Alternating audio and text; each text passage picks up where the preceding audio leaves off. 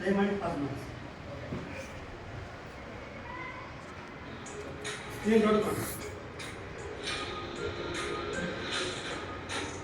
Pass ಮಾಡಿ. ಇವತ್ತು ನನ್ನ ವಿಷಯ ಬಂದು ತಂತ್ರಜ್ಞಾನ ವಿಷಯ. ತಂತ್ರಜ್ಞಾನ ವಿಷಯಕ್ಕೆ ಸಂಬಂಧಪಟ್ಟಂಗ ಈಗ ಎಲ್ಲ ಶಿಕ್ಷಕರು ಎಜುಕೇಷನ್ ಸಂಬಂಧಪಟ್ಟಂಥ ಹೊಸ ಹೊಸ ಆ್ಯಪ್ಗಳನ್ನ ಇಂಟ್ರಡ್ಯೂಸ್ ಮಾಡ್ತಾರೆ. ನಾನು ಕೂಡ ಎಜುಕೇಷನ್ ಸಂಬಂಧಪಟ್ಟಿದ್ದೆ, ಆದರೆ ಇದು ಹೆಚ್ಚಾಗಿ ಸೋಷಿಯಲ್ ಸೆಕ್ಯೂರಿಟಿಗೆ ಸಂಬಂಧಪಟ್ಟಿದ್ದು. ಈ ಸಾಮಾಜಿಕ ಭದ್ರತೆ ಅನ್ನುವಂಥದ್ದು ಇವತ್ತು ನಮ್ಮ ಕರ್ನಾಟಕ ಮಾತ್ರ ಅಲ್ಲ, ಭಾರತ ಇಡೀ ವರ್ಲ್ಡಿಗೆ ಸಂಬಂಧಪಟ್ಟಿದ್ದು ಬೇಕೇ ಬೇಕು ಎಲ್ಲರಿಗೆ. ಈ ಸೋಷಿಯಲ್ ಸೆಕ್ಯೂರಿಟಿ ಸಂಬಂಧಪಟ್ಟಂಥ ಕೆಲವೊಂದು ಜಾಗೃತಿಗಳು ನಾವೆಲ್ಲರೂ ತಗೋಬೇಕು. ಯಾಕಂದರೆ ನಾವೆಲ್ಲರೂ ಪ್ರತಿಯೊಬ್ಬರು ಕೂಡ ಕುಟುಂಬದ ಭಾಗಗಳಾಗಿ, ಹಾಗಾಗಿ ನಾವು ಸಾಮಾಜಿಕ ಭದ್ರತೆ ಸಂಬಂಧಪಟ್ಟಂಥ ಎಲ್ಲ ಅಂಶಗಳನ್ನ ನಾವು ತಿಳ್ಕೊಂಡಿರ್ಬೇಕಂತ ಅನಿವಾರ್ಯ. ಸೊ ಆ ಒಂದು ನಿಟ್ಟಿನಲ್ಲಿ ಈ ಒಂದು ವಿಡಿಯೋನ ತಯಾರು ಮಾಡಿ ನಾವು ಇವತ್ತಿನ ತಂತ್ರಜ್ಞಾನ ವಿಷಯದಲ್ಲಿ ನಾವು ಪ್ರಸ್ತುತಪಡಲಿಕ್ಕೆ ಇಷ್ಟಪಡ್ತೀನಿ. ಮೊದಲು ಈ ಒಂದು ಮಹಿಳೆ, ಇವ್ರ ಹೆಸರೇನು, ಯಾರು ಇರಾನಿ.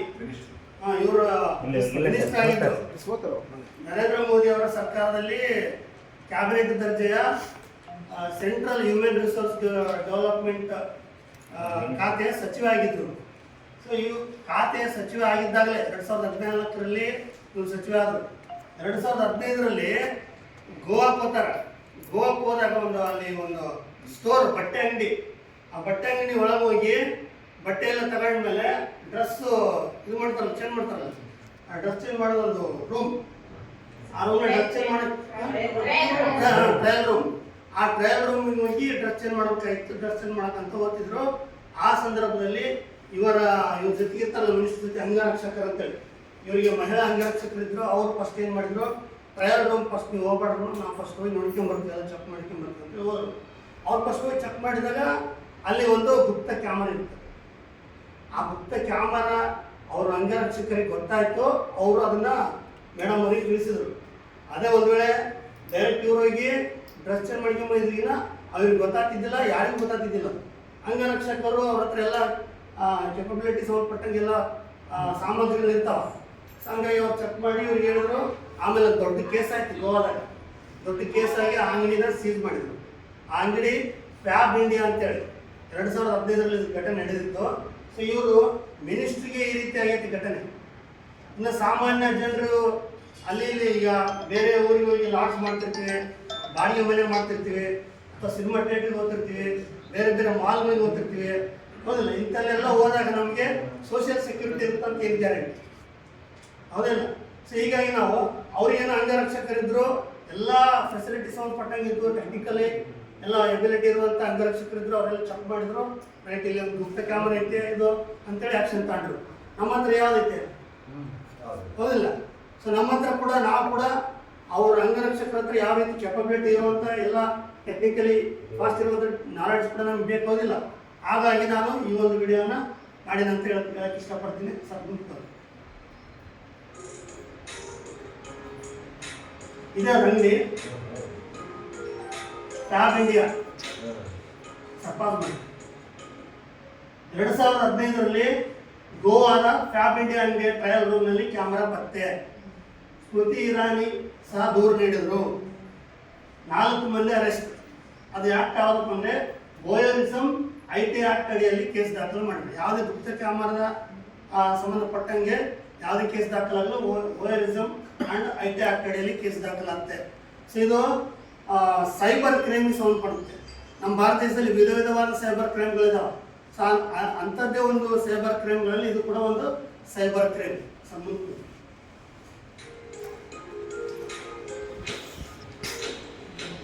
ಸರ್ ಸ್ವಲ್ಪ ಮ್ಯಾಪ್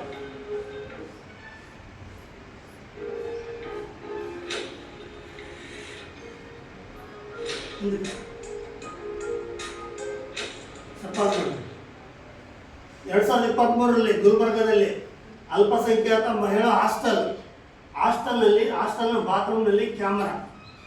ಯಾರನ್ನ ಅರೆಸ್ಟ್ ಮಾಡಪ್ಪ ಅಂದರೆ ಅಂದರೆ ಅಲ್ಲೇ ಅಕ್ಕಪಕ್ಕದವ ಸಲೀಂ ಅಲಿ ಎಂಬಂತ ಅರೆಸ್ಟ್ ಆಗ್ಯಾನ.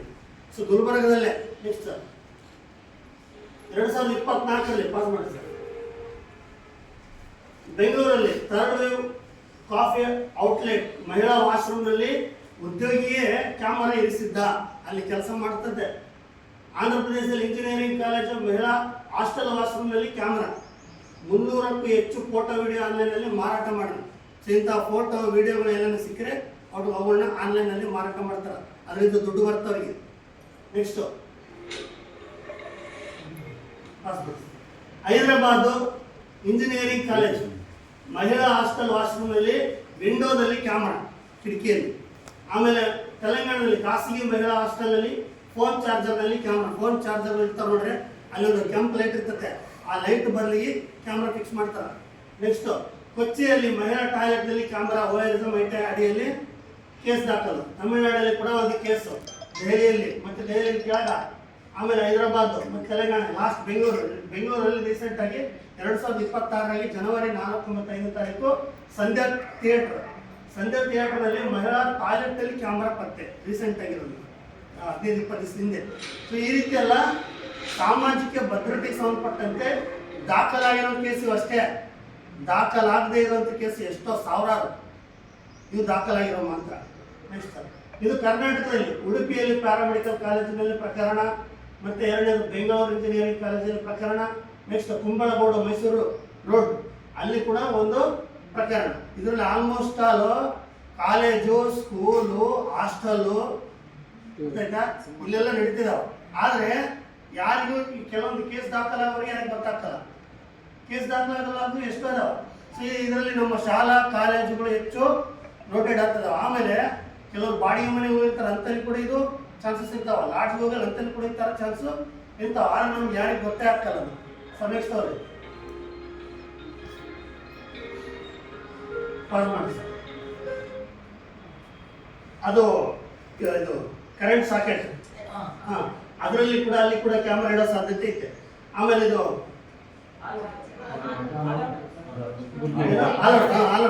ಇದರಲ್ಲಿ ಕೂಡ ಸಣ್ಣದಾದ ಇರುತ್ತಲ್ಲ, ಅಲ್ಲಿ ಕೂಡ ಕ್ಯಾಮ್ರಾ ಇಡೋ ಸಾಧ್ಯತೆ ಕೂಡ ಐತೆ. ನೆಕ್ಸ್ಟ್ ಇಲ್ಲಿ ಚಾರ್ಜಿಂಗ್ ಇರುತ್ತಲ್ಲ, ಅಲ್ಲಿ ಕೂಡ ಕ್ಯಾಮ್ರಾ ಇಡೋ ಸಾಧ್ಯತೆ. ಚಿಕ್ಕ ಚಿಕ್ಕ ಕ್ಯಾಮ್ರಾಗಳು ಬಂದಾಗ ಎಲ್ಲ ಟೆಕ್ನಾಲಜಿ ಭಾಳ ಫಾಸ್ಟ್ ಐತೆ. ನಾವಷ್ಟೇ ಹಿಂದುಳಿದಿರೋದು, ಆದರೆ ಟೆಕ್ನಾಲಜಿ ಮಾತ್ರ ಹಿಂದೆ ಬಿದ್ದಿಲ್ಲ. ಸೊ ನೆಕ್ಸ್ಟ್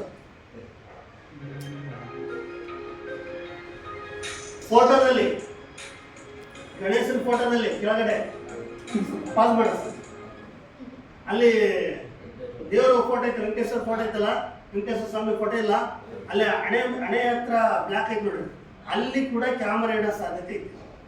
ಇಂಥ ಪ್ರಕರಣಗಳು ಬಂದಾವ. ಸೊ ನಿಮಗೆ ಎಕ್ಸಾಂಪಲ್ ಇಲ್ಲ ಅಂತೇಳಿ ಯೂಟ್ಯೂಬ್ನ ಹಾಕಿರೋದು ಅಷ್ಟೇ.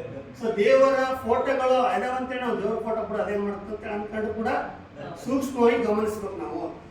ಅಲ್ಲಿ ಕೂಡ ಕ್ಯಾಮರಾಗಳನ್ನ ಇಡುವಂಥ ಸಾಧ್ಯತೆಗಳಿದಾವ. ಎಷ್ಟೋ ಬಾಡಿಗೆ ಮನೆಗಳಲ್ಲಿ ಈ ರೀತಿ ಪ್ರಕರಣಗಳು ಆಗ್ಯಾವ. ಬಾಡಿಗೆ ಇರ್ತಾರ, ಆದ್ರೆ ಅವನಿಗೆ ಗೊತ್ತಿರಕ್ಕಲ್ಲ ಇಲ್ಲಿ ಕ್ಯಾಮರಾ ಐತೆ ಅಂತೇಳಿ. ಮಹಿಳೆಯರು ಎಲ್ಲಿರ್ತಾರೆ ಸಪೋಸ್ ಮಾಡಿ, ಮಹಿಳೆಯರು ಈಗ ಎಲ್ಲಿರ್ತಾರಪ್ಪ ಅಂದರೆ ಡೈಲಿ ಇದಿರ್ತಲ್ಲ, P G paying guest, P ಜಿಯಲ್ಲಿ ಕೂಡ ಈ ರೀತಿ ಸಮಸ್ಯೆಗಳು ಬಹಳಷ್ಟು ಪ್ರಕರಣಗಳು ದಾಖಲಾಗಿ ಕೆಲವರಿಗೆ ಗೊತ್ತಿರಕ್ಕಲ್ಲ, ಅದು ಪ್ರಕರಣಗಳು ದಾಖಲಾಗ್ತಲ್ಲ. ಸೊ ಇದಕ್ಕೆಲ್ಲ ಏನು ಪರಿಹಾರ ಇಂಥವೆಲ್ಲ ನಾವು ಹೆಂಗೆ ಕಂಡುಹಿಡಿಯೋದು? ನಾವು ಸಾಮಾನ್ಯ ಜನರು. ಸೊ ನಮಗೆ ಕೂಡ ಇದನ್ನ ಕಂಟಿನ್ಯೂ ಅಂತ ಒಂದು ಕೆಪಬಿಲಿಟಿ ಬರಬೇಕು. ಸೊ ಆದ್ದರಿಂದ ಇದಕ್ಕೆಲ್ಲ ಏನು ಪರಿಹಾರ ಅನ್ನೋದಕ್ಕೆ ಸರ್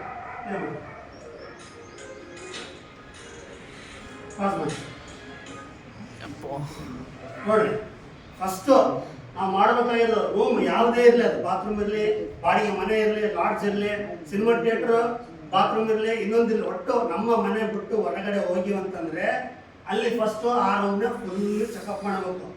ಫುಲ್ ಚೆಕಪ್ ಮಾಡಿದ್ಮೇಲೆ ಅಲ್ಲಿ ಏನಾದರೂ ಸಾಕೆಟ್ಗಳು, ಚಾರ್ಜಿಂಗ್ ವೈರ್ಗಳು, ಏನಾದರೂ ಬಲ್ಬ್ಗಳು, ಆ ರೀತಿ ಬಲ್ಬ್ಗಳು ಏನಾದರೂ ಇದೆ ಅಂತ ಫಸ್ಟ್ ಗಮನಿಸ್ಬೇಕು. ಆಗ ನಮಗೆ ಗೊತ್ತಾಗ್ತಲ್ಲ. ಅವಾಗ ಏನು ಮಾಡ್ಬೇಕಂತಂದರೆ ಇಡೀ ರೂಮ್ ಎಲ್ಲ ಕಿಟಕಿ ಇರೋಲ್ಲ, ಕಿಟಕಿ ಮುಚ್ಚಿ, ಡೋರೆಲ್ಲ ಮುಚ್ಚಿ, ಕರೆಂಟೆಲ್ಲ ಆಫ್ ಮಾಡಿ, ಎಲ್ಲ ಕತ್ಲ ಕೋಣೆ ಮಾಡಿ, ನಿಮ್ಮ ಕೈಯಲ್ಲಿರುವಂಥ ಮೊಬೈಲ್ ಫೋನು ಕ್ಯಾಮ್ರಾ ಆನ್ ಮಾಡಬೇಕು. ಕ್ಯಾಮ್ರಾ ಆನ್ ಮಾಡಿ ಆ ಫ್ಲಾಶ್ ಲೈಟ್ ಆನ್ ಮಾಡಿರ್ಬೇಕು. ಫ್ಲಾಶ್ ಲೈಟ್ ಆನ್ ಮಾಡಿರೋ ಕ್ಯಾಮ್ರಾ ಸುತ್ತಲ ಕಡೆ ಇಟ್ಟು ನೋಡಿದರೆ ಲೈಟ್ ಬ್ಲಿಂಕ್ ಆಗ್ತದೆ. ಒಂದು ಗ್ರೀನ್ ಲೈಟ್ ಇಲ್ಲ, ರೆಡ್ ಲೈಟ್ ಇಲ್ಲ ಅಂದರೆ ಎಲ್ಲ ಲೈಟ್ ಬ್ಲಿಂಕ್ ಆಗ್ತದೆ. ಆ ರೀತಿ ಬ್ಲಿಂಕ್ ಆದರೆ ಮಾತ್ರ ಅಲ್ಲಿ ಏನೋ ಕ್ಯಾಮ್ರಾ ಐತಂತ ಅರ್ಥ. ಆ ರೀತಿ ಬ್ಲಿಂಕ್ ಆಗಿಲ್ಲ ಅಂದರೆ ಏನು ಸಮಸ್ಯೆ ಇಲ್ಲ ಅಂತ ಅರ್ಥ. ಆದರೂ ಕೂಡ ಕೆಲವರು ಫೋನ್ಗಳು ಅಂದರೆ ಟೆಕ್ನಿಕಲಿ ಹಿಂದೆ ಇರುವಂಥ ಕೆಲವು ಫೋನ್ಗಳಲ್ಲಿ ಬ್ಲಿಂಕ್ ಆಗ್ತಲ್ಲ. ಎಲ್ಲೋ light, green light, red light ಈ ರೀತಿ ಬ್ಲಿಂಕ್ ಆಗದೇ ಇರುವಂಥ ಟೆಕ್ನಾಲಜಿ ಫಾಸ್ಟ್ ಇರುವಂಥ ಕ್ಯಾಮ್ರಾ ಕೂಡ ಫಿಕ್ಸ್ ಮಾಡಿರ್ತಾರೆ. ನಿಮ್ಮ ನಾರ್ಮಲ್ ಕ್ಯಾಮ್ರಾಕ್ಕೆ ಓಪನ್ ಹಾಕಲ್ಲವು ಸರ್ ಮುಂದೆ ಫೋನ್ ಕಳಿಸ್ಕೊಡ್ರಿ ಎಲ್ಲ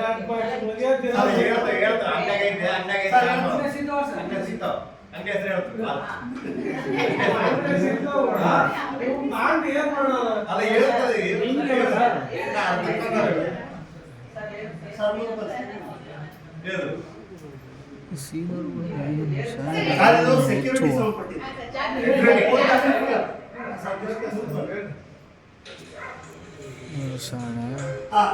ಫೋನ್ ಫ್ಲಾಶ್ ಲೈಟ್ ಆನ್ ಮಾಡಿ ಎಲ್ಲ ಹುಡುಕಿದ್ರೆ ಅಲ್ಲಿ ಏನಾದ್ರು ಇದ್ರೆ ನಿಮಗೆ ಕಾಣುತ್ತೆ. ಇದು 80 to 90% ಕೇಸ್ಗಳಲ್ಲಿ ಕೆಲಸ ಮಾಡುತ್ತಷ್ಟೇ, 100% ಕೆಲಸ ಮಾಡುತ್ತಂತಲ್ಲ. ನಿಮ್ಮ ಫೋನ್ ಕ್ಯಾಮ್ರಾದಿಂದ ಸರ್ಚ್ ಮಾಡಿದ್ರೆ 100% ಸಿಗುತ್ತೆ ಅಂತ ಗ್ಯಾರಂಟಿ ಇಲ್ಲ. ಅದಕ್ಕೂ ಬೇರೆ ದಾರಿ ಐತೆ. ನೆಕ್ಸ್ಟ್ ವರ್ಷ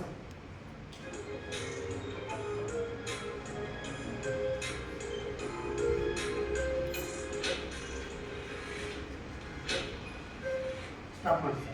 ಈಗ ಇದರಲ್ಲಿ ಒಂದು ಆ್ಯಪ್ ಬರುತ್ತೆ ಫೋನಲ್ಲಿ, ಹಿಡನ್ ಕ್ಯಾಮರಾ ಡಿಟೆಕ್ಟರ್ ಅಂತ ಒಂದು ಆ್ಯಪ್ ಬರುತ್ತೆ. ಆ ಹಿಡನ್ ಕ್ಯಾಮರಾ ಡಿಟೆಕ್ಟರ್ ಅಂತ ನೆಕ್ಸ್ಟ್ ಬರ್ತದೆ. ಆ ಕ್ಯಾಮರಾ ಇದು ಆ್ಯಪ್ ಇನ್ಸ್ಟಾಲ್ ಮಾಡ್ಕೊಂಡ್ರೆ ಆ ಇನ್ಸ್ಟಾಲ್ ಮಾಡಿರೋಂಥ ಆ್ಯಪ್ ಓಪನ್ ಮಾಡ್ಕೋಬೇಕು. ಸೊ ನಾರ್ಮಲ್ ಆಗಿ ಫೋನ್ ಕ್ಯಾಮ್ರಾಗಳು ಕೆಲಸ ಮಾಡುತ್ತೆ, ಆದರೆ ಅಲ್ಲಿರುವಂಥ ಹಿಡನ್ ಕ್ಯಾಮ್ರಾ ಫೋನ್ ಕ್ಯಾಮ್ರಾಗಿಂತ ಜಾಸ್ತಿ ಟೆಕ್ನಿಕಲಿ ಮುಂದುವರೆದಿದ್ರೆ ನಿಮ್ಮ ಫೋನಲ್ಲಿ ಅದು ನಿಮ್ಗೆ ತೋರಿಸಂಗಿಲ್ಲ. ಹಂಗಾಗಿ ಹಿಡನ್ ಕ್ಯಾಮರಾ ಡಿಟೆಕ್ಟರ್ ಅಂತೇಳಿ ಒಂದು ಆ್ಯಪ್ ಬರುತ್ತೆ. ಆ ಆ್ಯಪ್ ಇನ್ಸ್ಟಾಲ್ ಮಾಡ್ಕೊಂಡು ಅದನ್ನು ಓಪನ್ ಮಾಡ್ಬೇಕು. ಅದು ಯಾವ ರೀತಿ ಆಕ್ಸೆಸ್ ಮಾಡ್ಬೇಕಂತ ನಾನು ನೆಕ್ಸ್ಟ್ ತಿಳಿಸ್ತೀನಿ. ಆ ಕ್ಯಾಮರಾ ಕೂಡ ಕೆಲವರು ನಿಮ್ಮ ತಕ್ಕ ಫೋನ್ ಫೋನೇ ಇಲ್ಲ, ಆಮೇಲೆ ಫೋನ್ ಇದ್ರು ಕೂಡ ನಿಮ್ಮಲ್ಲಿ ಕ್ಯಾಮರಾ ಸರಿಗಿಲ್ಲ, ಹೊಡೆದ ಇರ್ತದೆ, ಏನೋ ಒಂದು ಆಗಿರ್ತದೆ ಫೋನ್. ಆ ಬಟ್ ಫೋನ್ ಇರ್ತದೆ. ಆ ಫೋನ್ ಇದ್ದಾಗ ನಿಮ್ಗೆ ಅಂತಂದ್ರೆ ಕ್ಯಾಮರಾ ಆನ್ ಮಾಡಲಿಕ್ಕೆ ಎಲ್ಲ ಲೈಟ್ ಯಾವುದೇ ಗುಪ್ತ ಕ್ಯಾಮರಾಗಳು ವೈಫೈಗೆ ಕನೆಕ್ಟ್ ಆಗಿರ್ತಾವೆ. ಅವ್ರು ಯಾರು ಆಕ್ಸೆಸ್ ಮಾಡ್ತಿರ್ತಾರೆ ಎಲ್ಲ ಕುಂತ್ಕೊಂಡು. ಸೊ ಅದನ್ನ ನೀವು ನಿಮ್ಮ ಫೋನಲ್ಲಿ ವೈಫೈ ಆನ್ ಮಾಡಬೇಕು. ವೈಫೈ ಆನ್ ಮಾಡಿದ ತಕ್ಷಣ IP ಅಡ್ರೆಸ್ಗಳು, ಯಾವ IP ಅಡ್ರೆಸ್ ಅಂತಂದ್ರೆ ವೈಫೈ IP ಅಡ್ರೆಸ್ಗಳು ನಿಮ್ಮ ಫೋನಲ್ಲಿ ಬರ್ತವೆ. ಯಾರನ್ನ ಸುತ್ತಮುತ್ತ ಹಾಟ್ಸ್ಪಾಟ್ ಆನ್ ಮಾಡಿದ್ರೆ ಬರ್ತದೆ. ಸೊ ಆ ಕ್ಯಾಮರಾ ಲಿತ್ತಂದ್ರೆ ನಿಮ್ಮ ಫೋನಲ್ಲಿ ವೈಫೈ ಹಾಟ್ಸ್ಪಾಟ್ IP ಅಡ್ರೆಸ್ಗಳು ಬರ್ತಿರ್ತಾವ. ಆ IP ಅಡ್ರೆಸ್ಗಳಲ್ಲಿ ಲಾಸ್ಟ್ಗೆ ಡಾಟ್ ಕ್ಯಾಮರಾ ಅಂತ ಇದ್ರೆ ಮಾತ್ರ ಅಲ್ಲಿ ಕ್ಯಾಮರಾ ಇದ್ದಂತ ಅರ್ಥ. ಈ ಡಾಟ್ ಕ್ಯಾಮರಾ ಅಂತಿದ್ರೆ ವೈಫೈ ಪಾಸ್ವರ್ಡ್ ಅಲ್ಲಿ ಯೂಸರ್ ನೇಮ್ ಅಲ್ಲಿ ಅಲ್ಲಿ ಕ್ಯಾಮರಾ ಐತೆ ಅಂತ ಅರ್ಥ, ನಿಮ್ಗೆ ಸುತ್ತಮುತ್ತ ಐತೆ ಅಂತ ಅರ್ಥ. ತೋರಿಸ್ಬಿಡುತ್ತೆ ಸರ್, ಆರ್ಟ್ಸ್ ಮಾಡಿದ ವೈಫೈ ಆನ್ ಮಾಡಿದ್ರೆ ತೋರಿಸುತ್ತೆ. ಆ ರೀತಿ ಏನಿಲ್ಲ ಅಂದ್ರೆ ಕ್ಯಾಮರಾ ಇಲ್ಲ ಅಂತ ಅರ್ಥ. ನೆಕ್ಸ್ಟ್ ಸರ್ ಇಲ್ಲಿ ಕೊಡೋದು IP ಕ್ಯಾಮರಾ ಕ್ಯಾಮ್ ETC ಈ ರೀತಿ ಬಂದ್ರೆ ವೈಫೈಗೆ ಕನೆಕ್ಟ್ ಆಗೈತೆ ಅದು ಕ್ಯಾಮರಾ ಅಂತ ಅರ್ಥ. ಅಲ್ಲೇ ನಿಮ್ಮ ಸುತ್ತಮುತ್ತ ಇರ್ಬೋದು. ನೆಕ್ಸ್ಟ್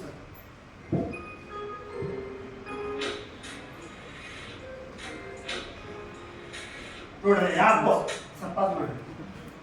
ಆ್ಯಪ್ಗಳು ಮತ್ತು ಡಿಟೆಕ್ಟರ್ ಟೂಲ್ಗಳು ಭಾಳಷ್ಟು ಇದಾವ. ಅದರಲ್ಲಿ ಹಿಡನ್ ಕ್ಯಾಮರಾ ಡಿಟೆಕ್ಟರ್ ಅಂತ ಒಂದು ಆ್ಯಪ್ ಐತೆ. ಅದಿಲ್ಲ ಅಂದ್ರೆ ಅಥವಾ ಗ್ಲಿಯಾಂಟ್ ಫೈಂಡರ್ ಅಂತ ಒಂದು ಆ್ಯಪ್ ಬರುತ್ತೆ. ಆ ಆ್ಯಪ್ಗಳನ್ನ ಇನ್ಸ್ಟಾಲ್ ಮಾಡಬೇಕು. ಅವು ಹೆಚ್ಚು ಪರಿಣಾಮಕಾರಿಯಾಗಿ ಕೆಲಸ ಮಾಡ್ತಾವ. ಆ ಆ್ಯಪ್ ಮುಖಾಂತರ ನೀವು ಓಪನ್ ಮಾಡಿದರೆ ನಿಮಗೆ ಕ್ಯಾಮರಾ ಸಿಗೋ ಸಾಧ್ಯತೆಗಳು ಭಾಳಷ್ಟು ಇರ್ತಾವೆ. ನೆಕ್ಸ್ಟು ತಪ್ಪಿಸಿಕೊಳ್ಳಲು ಪ್ರಾಯೋಗಿಕ ಉಪಾಯಗಳು. ಏನು ಉಪಾಯ ಮಾಡೋದು ಅಂದರೆ ಶೌಚಾಲಯ, ಚೇಂಜಿಂಗ್ ಏರಿಯಾದಲ್ಲಿ ಟವಲ್ ಬಟ್ಟೆ ಹಾಕಿ ಮುಚ್ಚಬೇಕು. ನೆಕ್ಸ್ಟು ಸಂಶಯ ಬಂದರೆ ತಕ್ಷಣ ಮ್ಯಾನೇಜ್ಮೆಂಟ್ಗೆ ದೂರು ನೀಡಬೇಕು.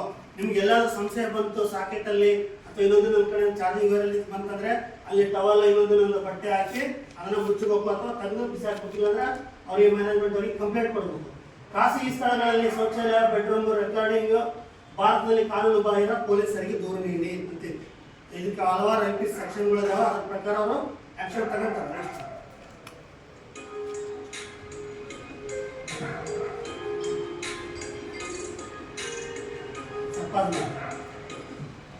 ಇದು ಹಿಡನ್ ಕ್ಯಾಮರಾ ಡಿಟೆಕ್ಟರ್ ಅಂತ ಎಲ್ಲ ಫೋನ್ ಓಪನ್ ಅಂತ ಈ ಆ್ಯಪ್ ಇನ್ಸ್ಟಾಲ್ ಮಾಡಿಕೊಂಡ್ರೆ ಈ ಆ್ಯಪ್ ಅಲ್ಲಿ ಈ ರೀತಿ ಬರುತ್ತೆ. ಫಸ್ಟ್ ಒಂದು ಡಿಟೆಕ್ಟ್ ವೈರ್ಡ್ ಕ್ಯಾಮರಾ ಅಂತ ಐತಿ. ಇದು ಓಪನ್ ಮಾಡಿದ್ರೆ ಅಲ್ಲಿ ಆಸ್ಪತ್ರೆಯಲ್ಲಿ ಈ ರೀತಿ ತೋರಿಸ್ತಲ್ಲ, ಸೊ ಆಪರೇಷನ್ ಮಾಡೋರಿಗೆ ಲೈನ್ ಆ ಥರ ಲೈನ್ ಬರುತ್ತೆ. ಈ ಲೈನ್ ಏನಾದರೂ ಲೈನಿಂಗ್ ಮೇಲೆ ಹೋದ್ರೆ ಅಲ್ಲಿ ಕ್ಯಾಮರಾ ಐತೆ ಅಂತ ಅರ್ಥ. ಯಾವುದೋ ಒಂದು ಗುಪ್ತ ಕ್ಯಾಮರಾ ಐತೆ ಅಂತ ಅರ್ಥ.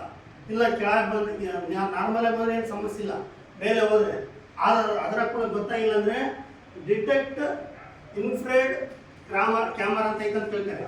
ಸೊ ಅದು ಕ್ಲಿಕ್ ಮಾಡಿದ್ರೆ ಕ್ಯಾಮರಾ ಓಪನ್ ಆಗುತ್ತೆ. ಕ್ಯಾಮರಾ ಸುತ್ತನ ಕಡೆ ನೋಡ್ರೆ ಎಲ್ಲರೂ ಎಲ್ಲೋ ಗ್ರೀನು ರೆಡ್ ಲೈಟ್ ಸಣ್ಣದಾಗಿ ಬಂತಂತಂದ್ರೆ ಅಲ್ಲಿ ಕ್ಯಾಮರಾ ಐತೆ ಅಂತ ಅರ್ಥ. ಕ್ಯಾಮರಾ ಯಾರಿಗೂ ಕಾಣಂಗಿಡಕ್ಕಲ್ಲ. ಶೋಕೇಸ್ ವಸ್ತುಗಳು, ಕರೆಂಟ್ ವಸ್ತುಗಳು ಏನಾದ್ರು ಒಂದು ವಸ್ತು ಇದ್ರೆ ಮಾತ್ರ ಬ್ಲಾಕ್ ಕಾಣ್ತಂತಂದ್ರೆ ಅಲ್ಲಿರೋ ಸಾಧ್ಯತೆಗಳು ಇರ್ತಾವ. ನೆಕ್ಸ್ಟ್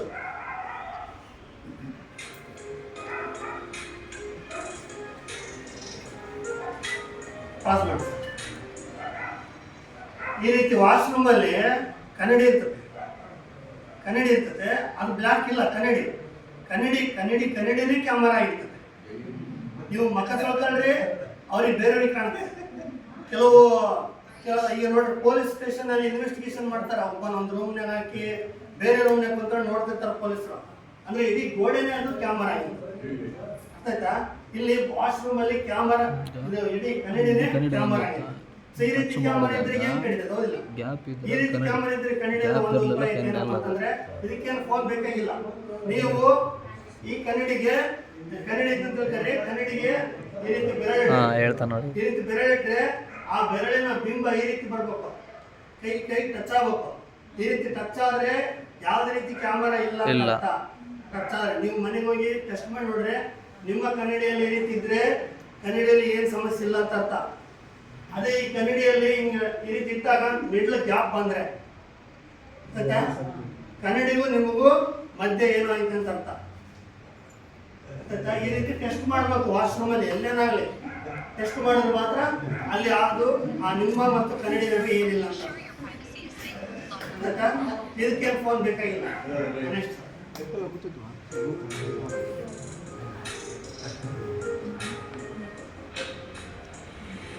ಮುಗೀತು. ಎಲ್ಲರಿಗೂ ಧನ್ಯವಾದಗಳು.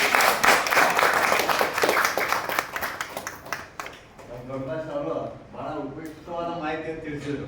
ಎಲ್ಲೇ ಹೋಗ್ಲಿ, ಹೊಲಕ್ಕೆ ಹೋಗ್ಲಿ, ಬೇರೆ ಜಿಲ್ಲೆಗೆ ಹೋಗ್ಲಿ, ತಾಲೂಕಿಗೆ ಹೋಗ್ಲಿ,